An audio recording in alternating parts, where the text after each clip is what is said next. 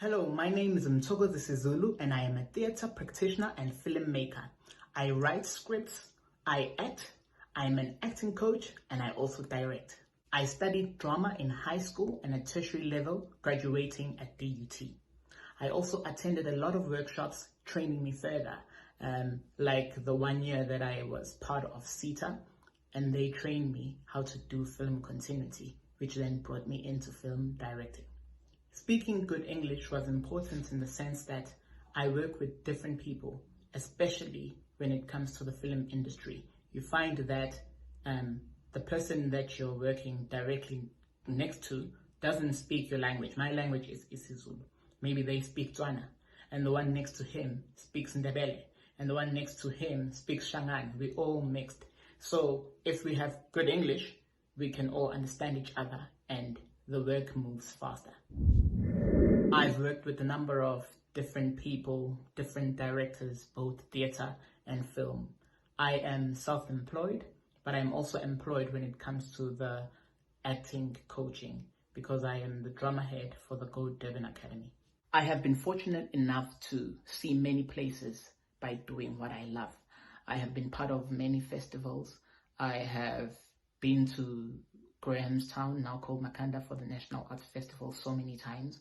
I was also part of the Augenblick Mall that happened in Berlin, Germany, where I was then selected to facilitate the program the following year in Birmingham, UK.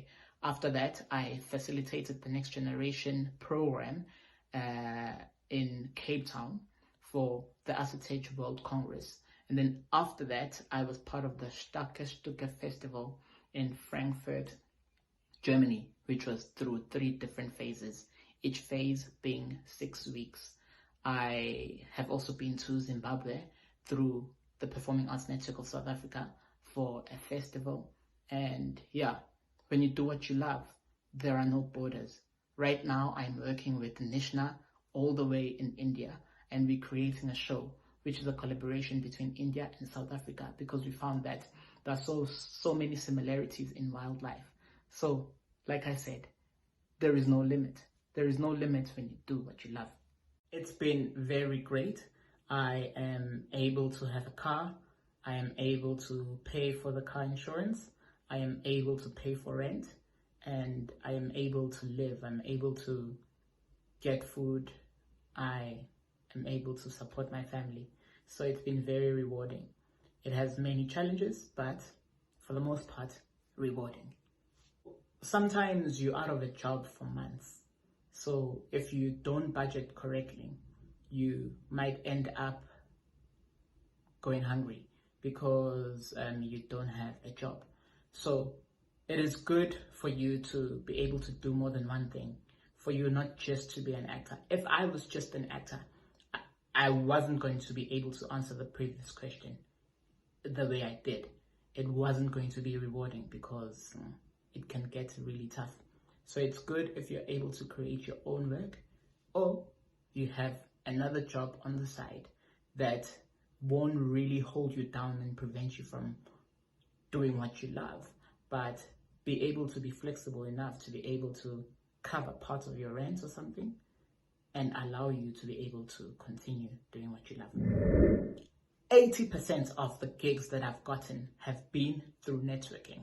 So 20% of me just auditioning and going to castings, but 80% from people that have met me and they know my skills and then they cast me for a show, or they know that I can write and then they give me a project to write, So networking is very important. Having an agent, especially if you want to act, is very important because most of the castings go through agencies. So you won't even get an opportunity to show your talent without an agent when it comes to certain jobs, because not all jobs will be open to the public. And also recently, self-tapes. So investing on a ring light because of the pandemic. Some castings happen through self-tape. So if you can't self-tape well, you don't really get a fair chance. So yeah, stretch yourself.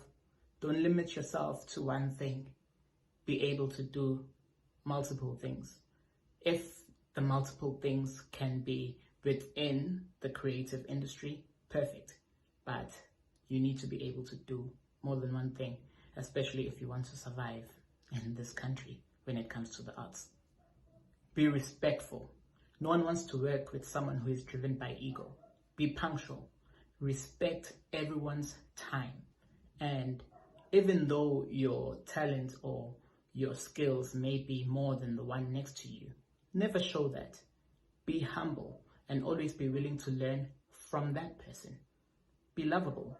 And whilst doing all of these things, make sure that you are confident, because even from the time that you walk into an audition room, your confidence is seen. So know who you are and respect who you are.